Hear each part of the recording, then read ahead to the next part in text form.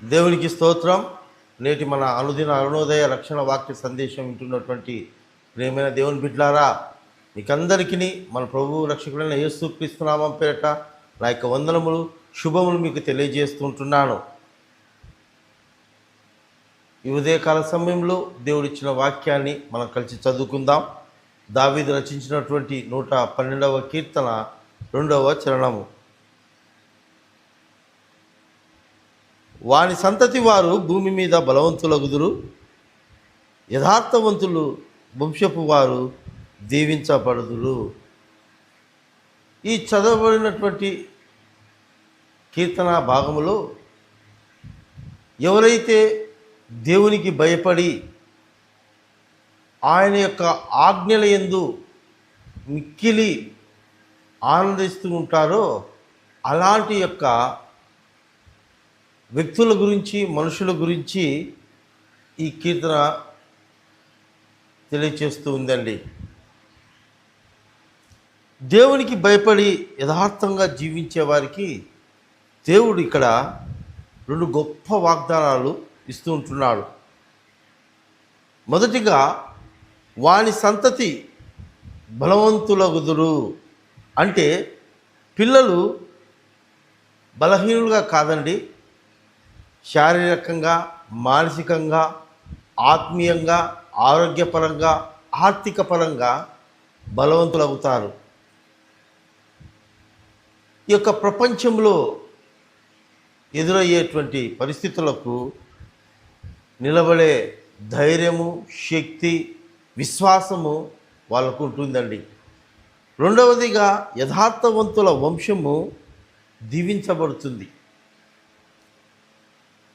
తల్లిదండ్రులు నిజాయితీగా దేవునికి ఇష్టమైన జీవితము జీవిస్తే ఈ దీవెన తరతరాలుగా కొనసాగుతుంది. ఇది డబ్బుతో మనము కొనలేనటువంటి వారసత్వం అండి. వారసత్వం పరిశుద్ధ గ్రంథంలో నుండి అబ్రహాము యొక్క జీవితాన్ని మనము ఉదాహరణగా తీసుకున్నట్లయితే, అబ్రహాము దేవుని దృష్టిలో యథార్థముగాను, భయభక్తులు కలిగిన వాడుగా, ఆయన యొక్క మాట అంటే ఆయన యొక్క ఆజ్ఞలను శిరసావహించి భారముగా తలంచకుండా ఎంతో ఆనందముతో అనుసరించాడు, జీవించాడు. ఆ యొక్క సంతానము, అబ్రహాము యొక్క సంతానము విశేషంగా దీవించబడిందండి, విశేషంగా ఆశీర్వదించబడింది. ఇస్సాకును మొదలుకొని మనం చూసినట్లయితే యాకోబు, యోసేపు, మోసే, దావీదు, యేసుక్రీస్తు ప్రభుల వారి వరకు అందరూ కూడా విశేషమైనటువంటి బలము వాళ్ళు పొందుకున్నట్టుగా మనం చూస్తాం.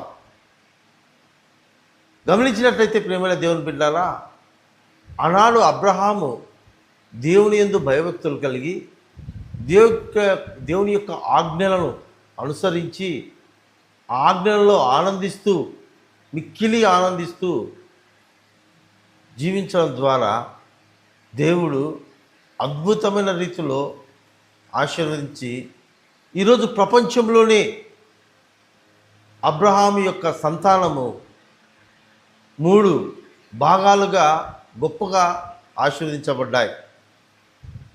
1 యూదా వంశపు వారు, 2 మన యొక్క ముస్లిం సహోదరులు, 3 క్రైస్తవులు. ఇస్సాకు సంతానం నుంచి వచ్చిన వాళ్ళు యూదులైతే, ఇస్మాయిల్ సంతానం ద్వారా వచ్చినటువంటి వారు ముస్లిం సహోదరులైతే, యేసుక్రీస్తు యొక్క వారసత్వం ద్వారా వచ్చిన వారు క్రైస్తవులు. ఈ 3 బలమైనటువంటి వారసత్వంగా నేటి ప్రపంచంలో వ్యాప్తి చెంది ఉన్నారు. విశేషమైన బలము, జ్ఞానము చేత దేవుని కృపలో వర్ధిల్లుతూ ఉంటున్నారు. అబ్రహాం యొక్క భయభక్తులు కలిగిన జీవితము, ఆయన యథార్థత, ఆయన నీతి ఈరోజు 3 రకాలైనటువంటి తరాలను దేవుడు ఆశీర్వదించాడు. కనుక ఈ యొక్క ఉదయకాల సమయంలో ఈ మాట ఉంటున్నటువంటి ప్రియమైన దేవుని బిడ్డలారా,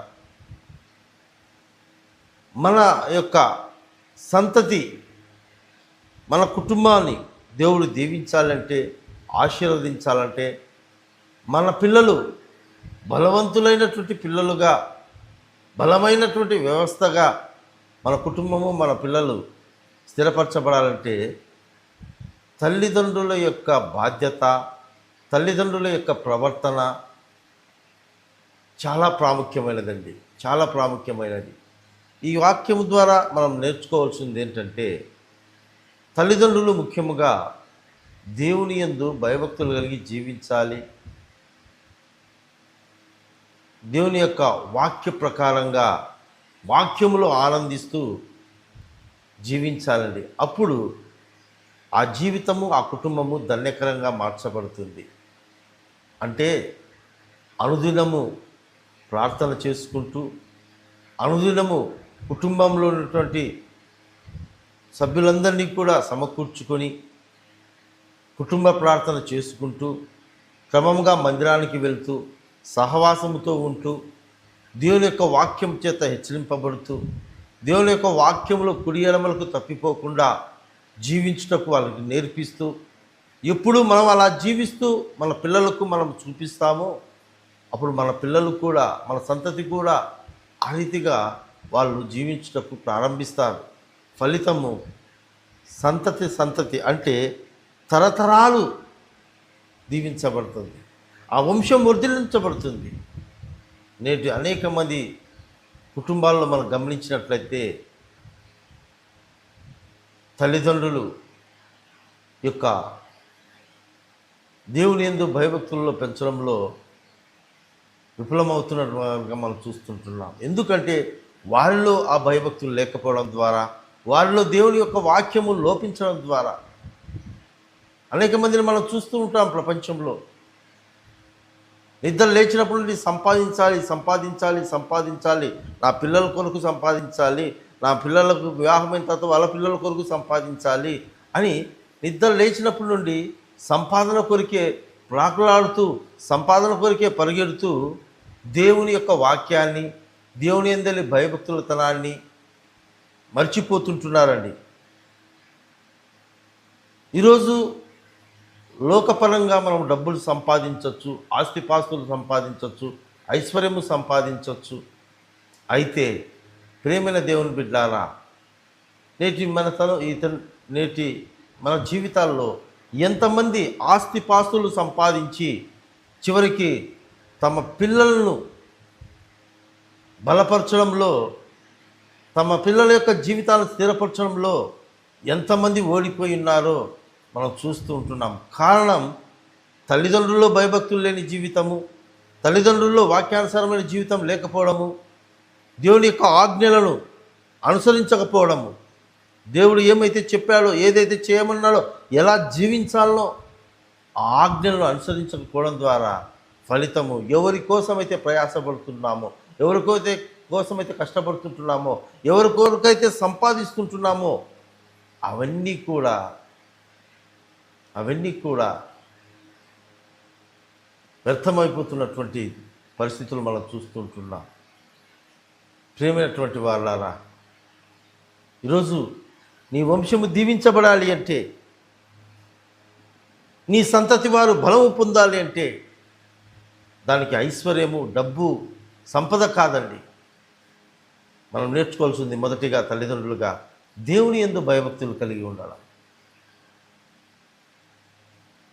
దేవుని యొక్క ఆజ్ఞలలో మనము ఆయన యొక్క ఆజ్ఞలను అనుసరించుకుంటూ జీవించడమే, దేవుని యొక్క వాక్యానుసారంగా బ్రతకడమే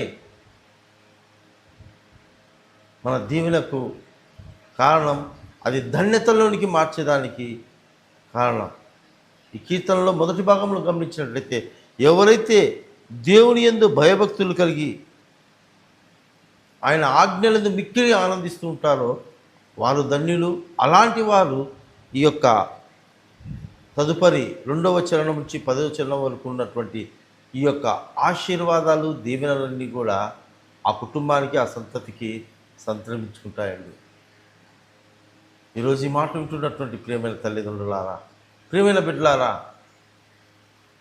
ఒకసారి మన యొక్క భక్తి జీవితాన్ని, మన క్రైస్తవ జీవితాన్ని పరీక్షించుకుందాం. ఎలాగుంది మన భక్తి జీవితం?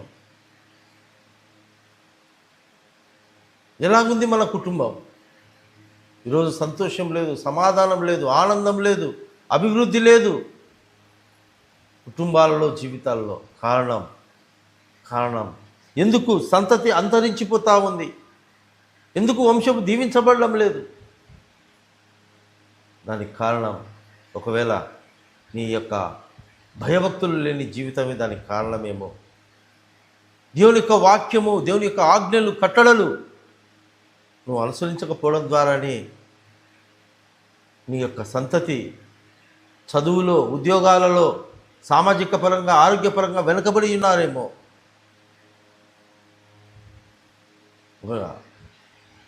క్షేమము కోరే తల్లిదండ్రులుగా, పిల్లల యొక్క క్షేమము, కుటుంబం యొక్క క్షేమం కోరుకునేటువంటి తల్లిదండ్రులుగా ఈరోజు మన యొక్క మార్గాలను మార్చుకుందాం, మన ప్రవర్తనను మార్చుకుందాం. మన పిల్లలు బలవంతులు కావాలి అంటే, మన యొక్క వంశము తరతరాలు దీవించబడాలి అంటే దేవుని యందలి భయభక్తులు కలిగి ఉండాలి. మొదటి వాక్యంలో తెలిపినట్టుగా దేవుని యొక్క ఆజ్ఞలలో మిక్కిలి ఆనందిస్తూ ఉండాలండి.